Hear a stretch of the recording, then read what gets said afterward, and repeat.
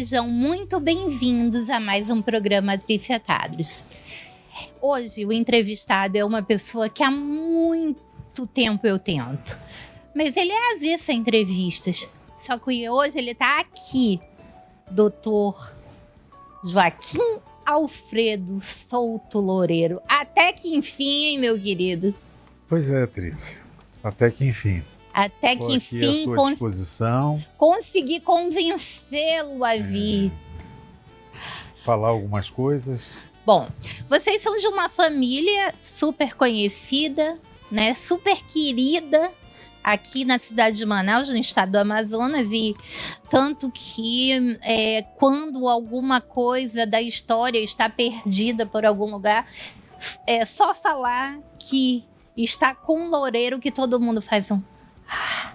Porque Loureiro é sinônimo de preservação, de conservação da nossa memória, né? E carinho com a cidade, né? Um carinho de manter as coisas vivas, não deixar as coisas serem perdidas, a nossa memória, a nossa história, né? Sim. Adriano, pode colocar um pouco a respeito das águas que a gente estava estudando esses dias? E aí, agora que o senhor não está mais trabalhando nos seus laboratórios, né? Está dedicado 100% ao estudo da história, a colecionar objetos preciosos para a história do Amazonas, né? Sim. E trabalhando em preservar a memória de determinados assuntos. O que nós temos aqui? Nós temos aí a Foz do Igarapé, da Eduardo Ribeiro. Uhum. Neste local, aproximadamente, está o edifício da Receita Federal. Aqui era o famoso Igarapé do Espírito Santo. Com a ponte lá embaixo. Uhum. O canal dele, que ele escavou até a rocha, virou Roadway. Uhum. O Roadway, aquela ponte flutuante, sim, ela inicia a partir daí. E hoje, mais ou menos, nesse prédio, uhum. é a Receita Federal. Uhum. O edifício da Receita Federal. A gente passou a ter serviço de água ainda no Império? Sim. Sim. Entre 1880... Um dos serviços mais antigos que tem. Uhum. É o aproveitamento do manancial. Porque antes eram pequenas fontes. Sim. A fonte do Igarapé de Manaus, uhum. a fonte atrás da casa que foi de vocês, ali Sim. na Luiz Antoni. Adriano, pode colocar a foto da fonte? E... gente, para que vocês entendam, todas as cidades, o Rio de Janeiro, Manaus, quando isso aqui ainda era colônia, no início do Império, não existia serviço de água encanada. Existiam fontes onde pessoas chamadas aguadeiros iam buscar Sim. a água e levar de casa em casa, né? A gente tinha essa fonte aqui. Essa fonte, ela fica ali na Miranda Correia, né? Ela fica lá do Miranda Correia. atrás da Luiz Antoni, com a 10 de julho, mais ou menos atrás da famosa Casa Dias, que eu acho que todas as gerações conhecem. E aqui, olha, a gente vê que essa fonte, na boca, a gente buscava, quer dizer, as pessoas pegavam a água... No bocal, colocava o balde, o tonel, alguma coisa aqui para juntar a água que escorria da boca da gárgula, do gárgula, sei lá. Certo. E essas fontes vocês podem encontrar no Brasil inteiro, né? Sim. Todo o Brasil, colônia, o início do Império, era assim. Aqui né? o nome dessas fontes chamava-se bica. Uhum. Né? Então, em alguns lugares ainda chamam de bica. Ainda tem essa denominação. Uhum. Por exemplo, ali na Luiz Antoni, aquele igarapé de trás da Luiz Antoni, chamava-se igarapé da bica. Uhum. Porque era ele que abastecia todo o bairro mais populoso de Manaus, que era o bairro onde está o Iapetec, São o Vicente. São Vicente. Uhum. As pessoas vinham buscar água ali atrás. Certo. Né? E eu ainda conhecia, né? Você conheceu a bica lá? Eu conheci aquela cacimba que tinha, né? Sim. Cacimba, para quem não conhece, é um olho d'água, né? E brota, né? E ficava exatamente atrás da casa da vovó, né? Sim.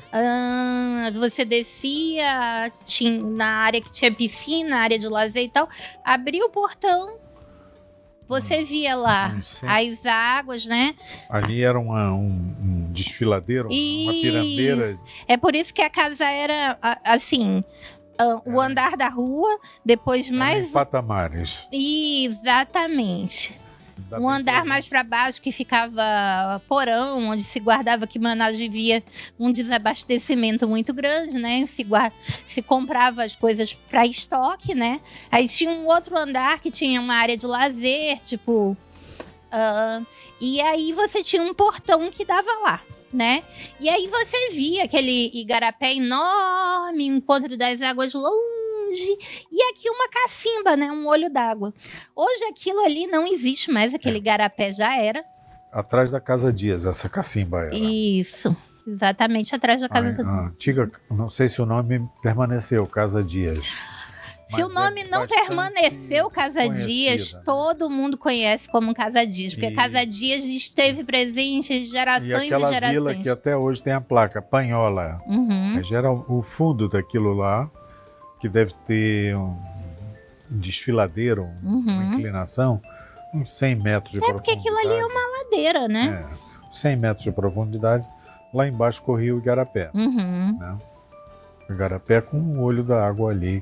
E eu vi as pessoas irem, provavelmente, para o outro lado do Igarapé tinha palafitas.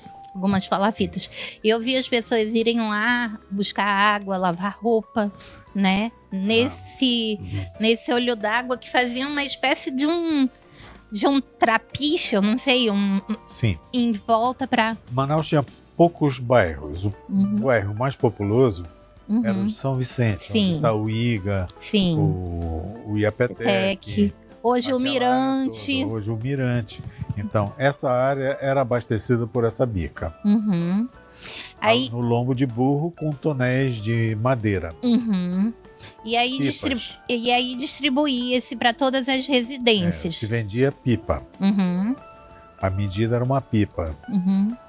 Eu não sei quanto equivale, mas é em torno de 50 litros. Né? É por isso que o nome dos carros de abastecimento de água em lugares onde tem uma falta d'água permanente, são chamados de carros-pipa. Né? Geralmente quem carregava era um burro. O burro levava 2 barriletes, 2 pipas, vendendo de porta em porta. Algumas vezes era pego em nascente. As nascentes mais limpas era do Igarapé de Manaus. Não era poluída, e na própria Baía do Rio Negro. O Igarapé de Manaus abastecia toda aquela área dos remédios. O Igarapé de Manaus, eles pegavam... veja bem, a coisa mais importante foi nos anos 1880 e pouco, fazerem uma imensa barragem de 114 metros numa cachoeira que tinha em São Jorge. Logo acima um pouco da ponte. E nessa represa, na Casa das Máquinas, se colocou umas turbinas francesas chamadas Fuleron. E essas turbinas, elas bombeavam água para a caixa d'água aqui da esquina do Boulevard Amazonas com a Constantino Neri, que na época chamava João Coelho. Por favor, Adriano, tem imagem primeiro do Igarapé de São Jorge, depois do reservatório de Castelana? Então, e aí era o trajeto... reservatórios de Manaus. Manaus cresceu bastante e teve necessidade de se fazer novas captações de água. E a captação mais importante que tem... Olha aqui, o Igarapé do São Jorge. No Igarapé de São Jorge. Mais conhecido à época como Igarapé da Cachoeira Grande. Cachoeira Grande.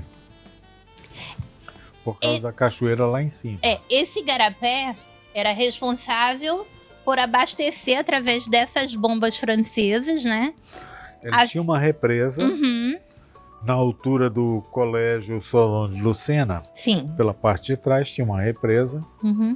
Casas de máquina, que é ruína, até bem pouco tempo estava lá. E ele bombeava a água para os pontos mais altos de Manaus. Quais eram esses pontos? É o encontro do Boulevard Amazonas com a João Coelho. E lá em cima o Mocó. Sim, o Mocó. O Mocó é uma construção posterior. À medida que a cidade aumentou, precisou de água, foram acrescidas novos reservatórios, né? Esse igarapé é o mesmo que passava ao fundo do Bosque Clube, não é isso? Sim. Na verdade, vinham dois igarapés e eles se juntavam para formar esse igarapé. O Igarapé da Cachoeira Grande. E através dessa casa de máquinas... Era o Mindu e o lá do Bosque Clube. Sim. Através dessa casa de máquinas, dessas bombas francesas, ele ia para o reservatório, que é esse reservatório que fica no Boulevard, com a antiga João Coelho, que hoje é Constantino Neri, gente. Mais ou menos um pouco à frente do T1, do Terminal 1. Temos foto aí, Adriano, por favor. E aí, de lá, se distribuía para a cidade toda. Toda a cidade recebia essa canalização. E ali eu acho que era um ponto meio de final da cidade durante um tempo, né? Porque ali também ia a última linha do bonde. A última fronteira. Na verdade, o bonde terminava hoje em dia o início da Djalma Batista. Num local chamado Seringal Mirim.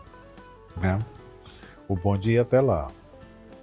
Tinha o bonde Flores. Pois é, esse bonde era final do Boulevard com o início do que hoje se tornou a Djalma Batista. Gente, onde está a Djalma Batista hoje?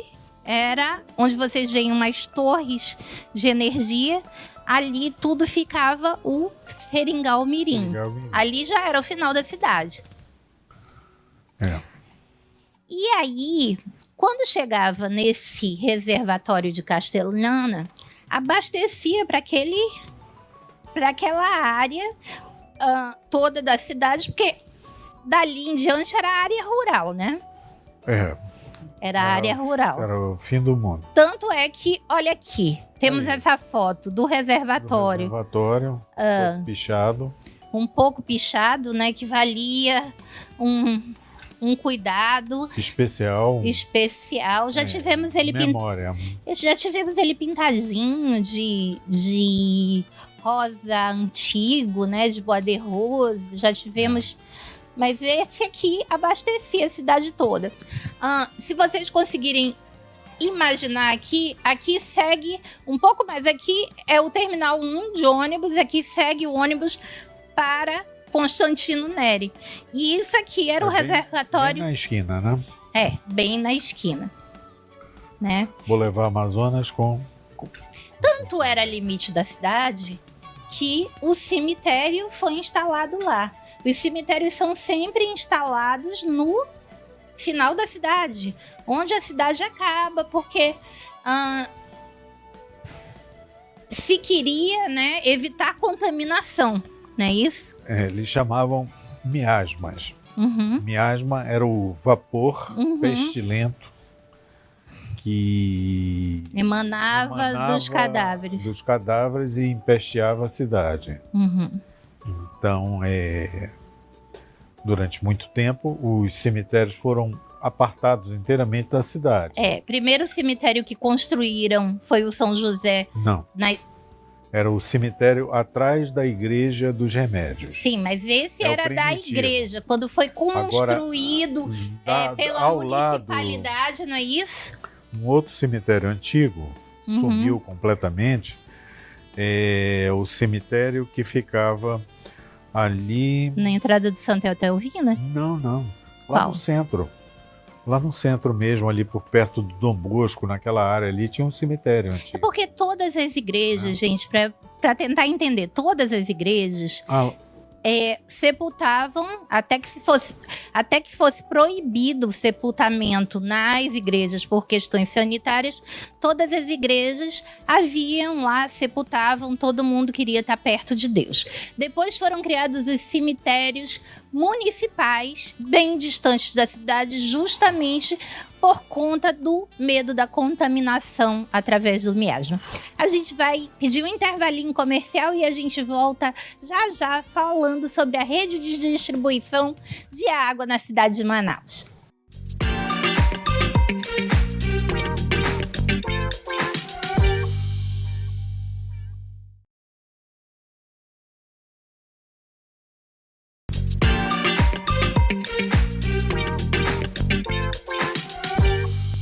Voltando aqui nesse segundo bloco com Joaquim Alfredo Souto Loureiro falando sobre o sistema de abastecimento de águas de Manaus. E essa imagem aqui, o que nós temos aqui nesse momento? Essa imagem, a antiga barragem ficava logo acima da Ponte São Jorge, uns 300, 500 metros. E a sua casa de máquinas, que é aquela casa onde tem aqueles óculos lá em cima. Então ali que tinha as turbinas. E aqui ela ainda estava super bem mantida, né? Super bem, uma muralha de mais de 100 metros, 114 metros, era com 3 metros de altura. E ela bombeava água para Manaus. Olha só, aqui a gente está vendo, olha só, todo o bombeamento de água de Manaus, né, vindo do Igarapé de São Jorge. Que era água cristalina, uma água límpida, né, de alta qualidade a água. Hoje em dia é um esgoto a céu aberto, mas na época era uma água puríssima, que abastecia Manaus inteira. Essa água era jogada através de bombas para o reservatório que fica na esquina do Boulevard Amazonas com a Rua do Terminal. Sim. Lá, a parte de cima ainda tem até hoje. Antes era um terreno plano. Sim. Que vinha alteando um declive muito suave. E jogava essas máquinas francesas que bombearam água, elas deram conta de abastecer Manaus até que época, mais ou menos? Até Manaus ter 80 mil habitantes, 60 mil, 80 mil habitantes. Ou seja, por muito tempo. Por muito tempo. Todo o período imperial elas funcionaram abastecendo a cidade. Em boa parte da República também, né? Um pouquinho da República, porque entra o bombeamento, né? Sim. As obras inglesas, a concessão às empresas inglesas.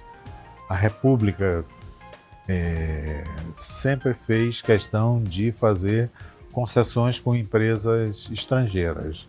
Principalmente ingleses, né? Ingleses. Aqui Adriano, temos outra imagem. Manaus nunca teve problema de abastecimento de água até então, né? Manaus começou a ter problema de abastecimento de água depois das invasões distantes, né? Manaus passou a ter a falta de abastecimento de água à medida que o sistema ficou inteiramente obsoleto. Né? Você, durante muito tempo, tinha uma caixa d'água dessas, né? Não tinha outros depósitos, outros mananciais importantes para armazenar. Durante muito tempo tinha, por exemplo, uma grande caixa d'água onde é a Faculdade de Direito, que saía mais... Mas vamos falar um pouco aqui sobre esse reservatório do Mocó, que é o mais famoso. Sim. Já tentaram transformar em teatro caixa d'água, já tentaram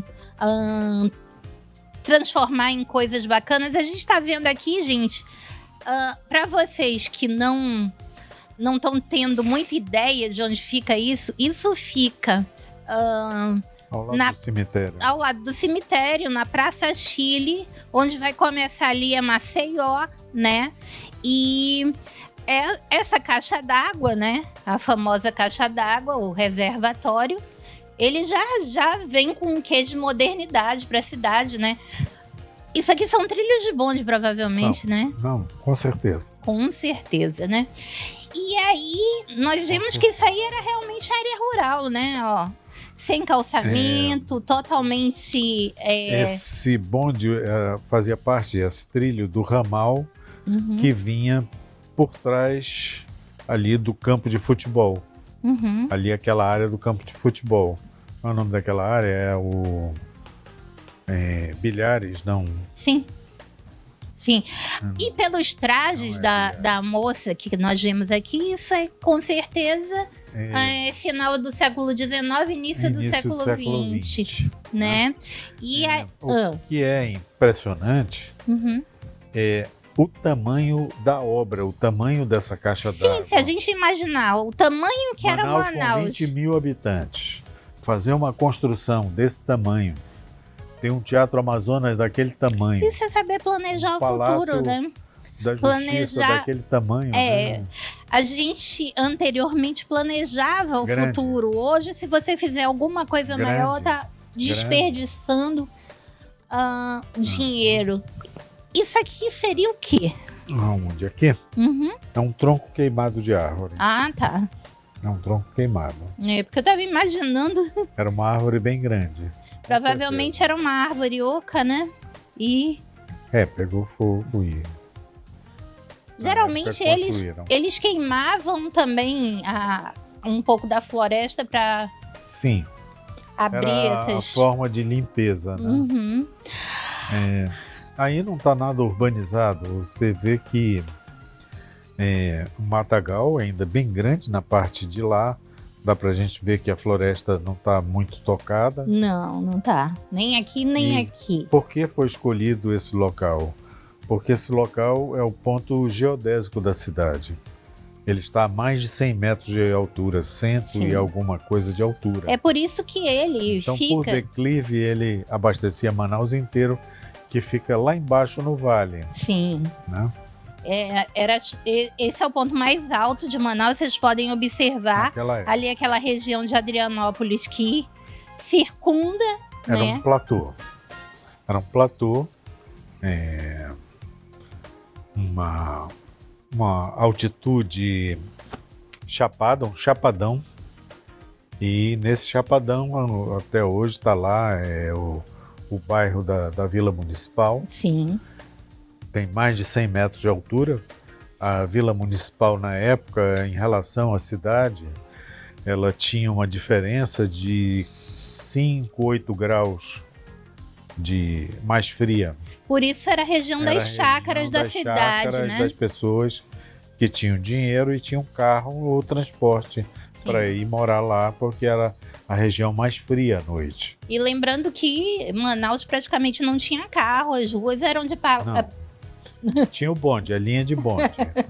Mas poucas pessoas andavam de bonde, porque era cara a passagem. Era cara a passagem? Era, 20 centavos era muito dinheiro para uma cidade que ficou estagnada. Mas depois popularizou, não foi? Na verdade, sempre foi um transporte de luxo. Sempre foi um metrô de superfície. Então, sempre foi bastante caro. Tem algumas passagens ainda, passagens que se vendia na época, e R$200 era muito dinheiro. É uma coisa interessante a se falar. Gente, vocês estão vendo os trilhos dos bondes, os bondes eram movidos a eletricidade. Sim. Durante muito tempo, nós tivemos no Brasil e no mundo bondes movidos à eletricidade.